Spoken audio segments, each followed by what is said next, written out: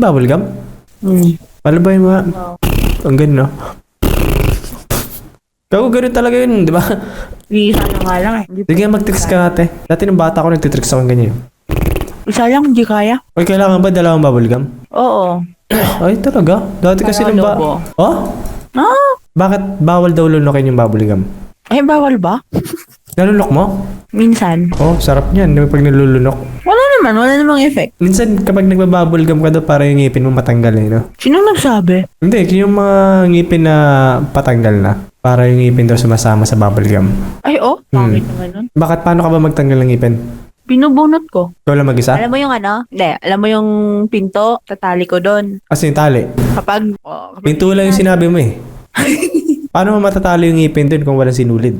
Ulitin mo. Ulitin mo. Ano na yung sinulid? O, sige. Tali yung ano, Ah. sinulid doon sa ngipin. Ah. Kapag tinali yung